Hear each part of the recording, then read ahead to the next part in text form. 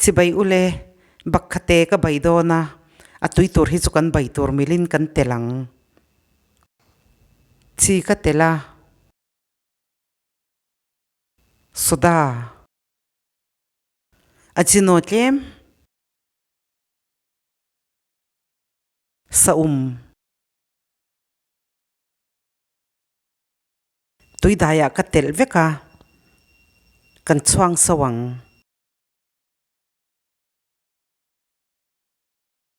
kan tui chuan po so to a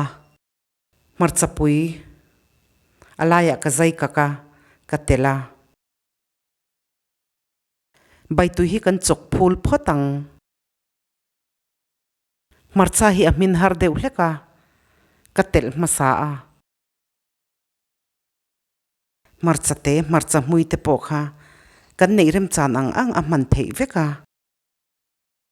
bakhate sei deuh hlekin katana zut thla ka nuama ol samboka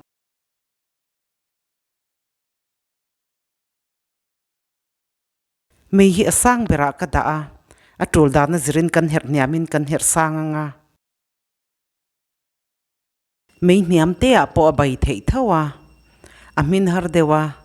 vil ulu vak angai velawa athak lo poina bai thei thawa atui ve ve a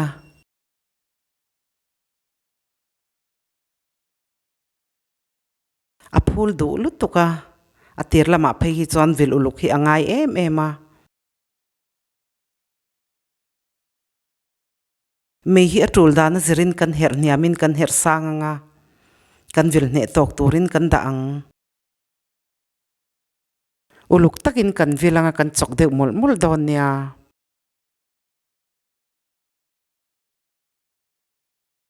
akan po ina tuya al thak te po ina tui em ema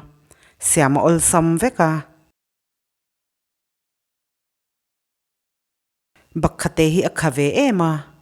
tui po ka leitama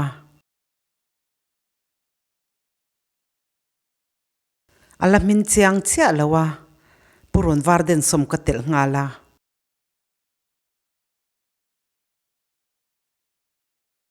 purun var le bakhate hi kan duang taka minin kan chuangang bakhate bai hi atui lu to kania siama ol sama amin har lawa